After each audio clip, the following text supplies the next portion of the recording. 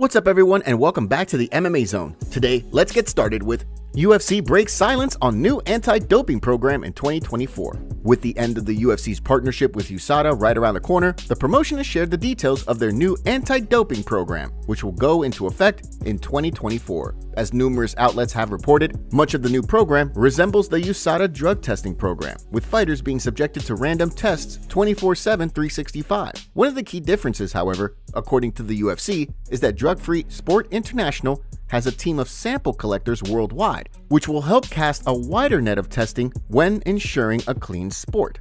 In addition, a company funded by the UFC, Combat Sports Anti-Doping, will be handling any cases of failed tests, with the UFC planning to be hands-off in the matter. As previously reported, former FBI agent George Pirro, who notably trains as a jiu-jitsu practitioner at American Top Team, will be leading that program. The promotion will also notably no longer be using the WADA prohibited list for anti-doping, instead creating their own UFC prohibited list, while using WADA accredited lab SMRTL to handle sample testing. Much like under USADA, fighters looking to come back from retirement will also notably be subjected to 6 months of testing Conor McGregor is currently undergoing in order to be declared eligible to compete. With just days left to go until the UFC's partnership with USADA ends, it'll be interesting to see how the new era of drug testing in the UFC plays out. Next up, let's take a look at Conor McGregor fires back at Michael Chandler. Michael Chandler has continued to campaign for a fight with Conor McGregor amid ongoing talks between the former champ and the UFC, with Dana White indicating that he and McGregor are both in the United Arab Emirates and will continue to meet in order to figure out a date for his return. Chandler took to social media with a series of posts aimed at McGregor.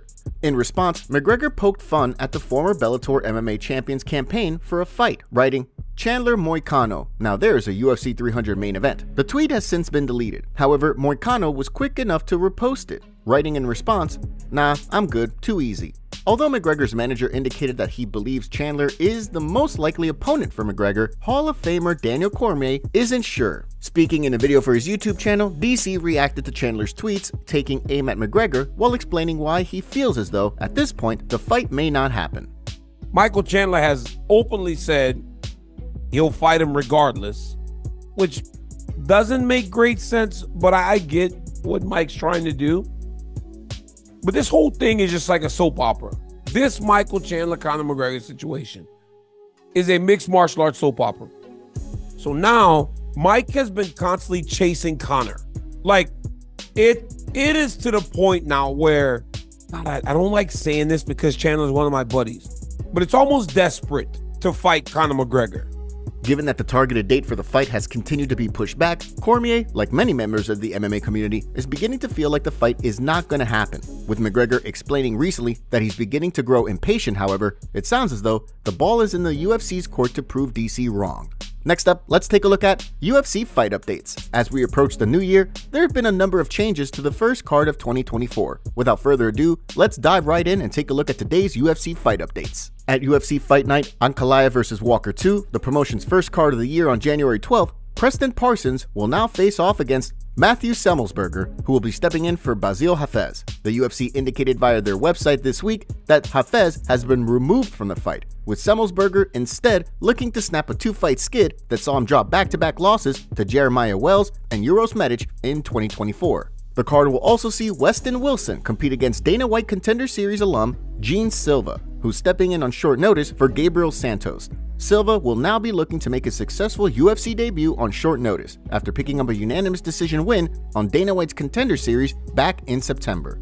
2 fights have also been removed from the card, with Yana Santos being removed from her bantamweight bout with Norma Dumont, according to the promotion's website. Rather than finding a short notice opponent for Dumont, the promotion has canceled the bout. So far, there's been no indication of whether they plan to rebook the fight. The other fight removed from the card stems from Ketlin Vieira being pulled from her bantamweight bout with Macy Chasson. According to the UFC, that bout has also been cancelled, with no indication of whether they plan to rebook that fight. Now, let's shift gears and take a look at Belal Muhammad calls out Kamaru Usman resume. Ahead of his title fight against Leon Edwards, Belal Muhammad has ruffled the feathers of fans with recent comments made on an episode of The Coach and The Casual, where he argued that his resume is better than Kamaru Usman's. People keep talking about Usman as one of the GOATs, and I'm like, bro, who you beat? Masvidal twice, you beat Kobe twice, who didn't deserve it. Masvidal didn't deserve it. Masvidal beat him on, and he beat him on like 8 days. And then you beat Gilbert Burns. So I'm like, When you're looking at resumes, my resume is Wonder Boy, Damian Maia. You got Gilbert Burns. You got Vicente Luque. You got undefeated Sean Brady. The comments caught the attention of fans for all the wrong reasons. As one fan wrote, "Not even close. Belal isn't even top 10 all-time welterweight. Kamaru is easily number 2 all-time." Another added, "I dislike Kobe as much as the next man, but he definitely deserved his title shot against Usman. Not Leon, though." Another dropped several other notable names on Usman's resume, writing, "Is he forgetting that Usman beat Sean Strickland, Rafael dos Anjos, Tyron Woodley, and Leon Edwards? Usman's opponents were former champs, and there's 2 that are now champs in Leon and Strickland. Belal hasn't beaten any champ, former or present." Answer is no. Usman clears. Another picked apart Muhammad's argument while downplaying his performance in the fights he mentioned, writing, "Old Maya. Laid on old Wonderboy, never chased a finish. Laid on Luque, never chased a finish. Beat Bum Brady. Beat Burns by a 5-round decision when he had 1 arm. You never did anything." Muhammad and Usman are both notably managed by Ali Abdelaziz, likely making for quite the awkward situation behind the scenes. Next, let's take a look at UFC fighter sends message to Sean O'Malley. On the heels of a win in his 135-pound debut, Deiveson Figueiredo has put bantamweight champion Sugar Sean O'Malley on notice. The victory over Rob Font saw Figueiredo land at number 8 on the UFC's official bantamweight rankings and put him in a position for a big fight with a top-ranked contender. After being called out by former bantamweight champion Cody Garbrandt, Figueiredo spoke with MMA Fighting through a translator where he sent a warning to Sugar Sean O'Malley. Yeah, I think that he's just a little bit, now he has somebody to worry about. I'm the original. And if he's the virus, I'm the antivirus to him. Yeah, I think so. I think I have a big name coming into the division. I think that it's definitely a possibility. I'm a 2-time former champ. You know, my last fight at 125, I had not had a good camp.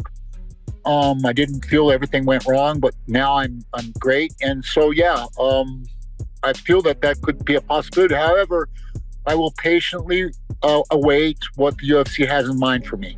So far, it's unclear just what the new year will hold for Figueiredo. Although he wants a fight with Sugar Sean O'Malley, given his status as a former champion, he's open to fighting anyone. With Umar Nurmagomedov notably in need of an opponent, the timing could be perfect for a fight between the two.